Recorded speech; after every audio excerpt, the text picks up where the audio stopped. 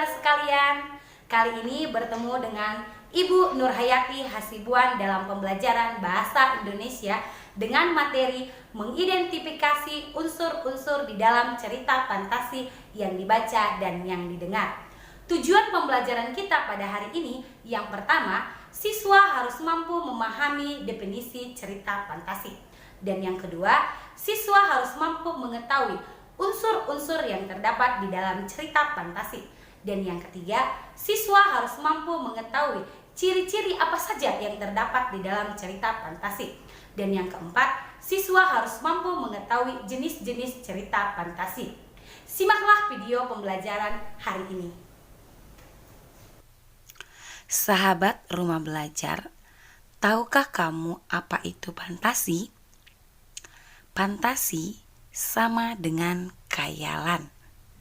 Nah, pernahkah kalian mendengar atau menonton sebuah cerita fantasi seperti Anak Rembulan, Nata Dragon, Harry Potter, dan Transformer?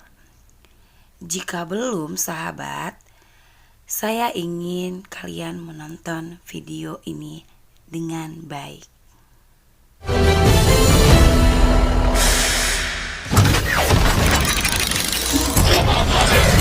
It's a robot, like a super advanced robot. It's probably Japanese.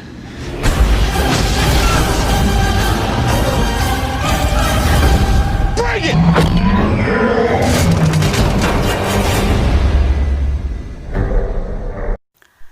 Dari tayangan tadi, sahabat, benarkah mobil bisa berubah menjadi robot seperti manusia? Tidak mungkin. Itu semua hanya hayalan yang dibuat oleh si penulis. Jadi dari tayangan tadi, apakah itu cerita fantasi?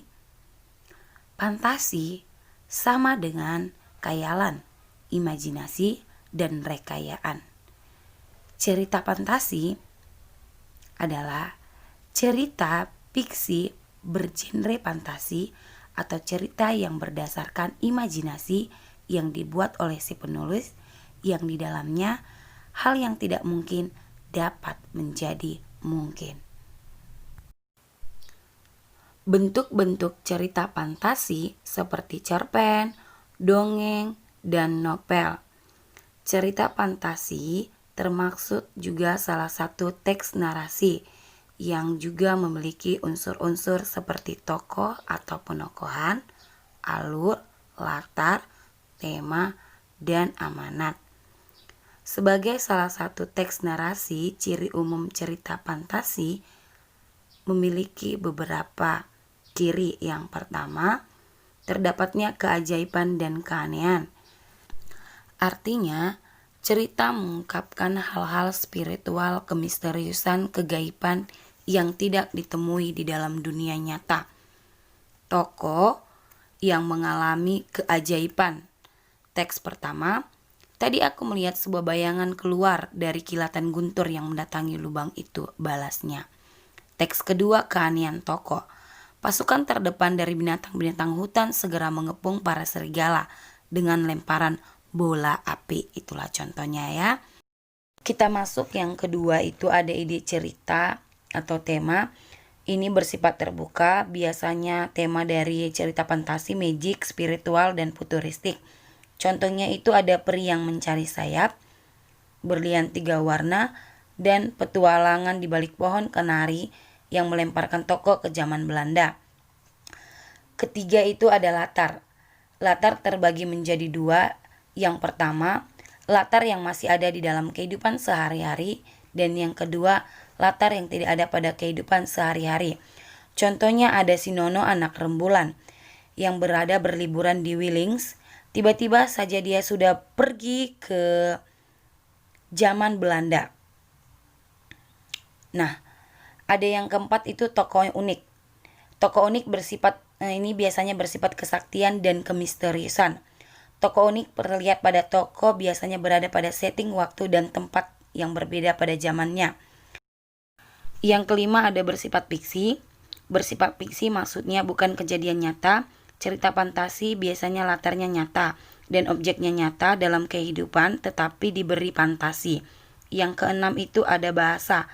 Bahasa yang digunakan itu biasanya variatif, ekspresif, dan menggunakan ragam percakapan, bukan bahasa formal. Kita masuk ke jenis-jenis cerita fantasi, terbagi menjadi dua bagian yang besar. Yang pertama berdasarkan latar cerita terbagi menjadi dua, yaitu cerita fantasi sejaman, yang artinya latar yang digunakan pada suatu cerita ada satu masa, boleh masa kini, masa lampau, atau bahkan masa yang akan datang. Yang kedua, cerita fantasi lintas waktu, artinya sebuah cerita fantasi dapat menggunakan dua latar waktu yang berbeda masa. Boleh masa kini digabung dengan masa prasejarah, masa kini dengan masa 40 tahun yang akan datang.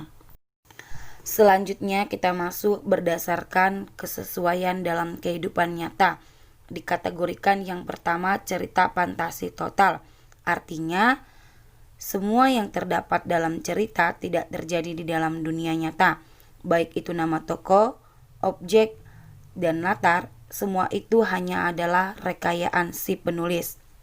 Yang kedua, kita masuk kategori cerita fantasi irisan atau sebagian. Artinya, di dalam cerita tersebut masih menggunakan nama-nama yang ada di dalam kehidupan nyata, baik itu nama tempat atau bahkan peristiwa yang ada di dalam kehidupan nyata. Bagaimana dengan video pembelajaran kali ini, sahabat rumah belajar? Cukup menarik bukan? Dan mudah dipahami? Sekianlah pembelajaran kita hari ini. Jalankan protokol kesehatan dengan baik dan tetap semangat!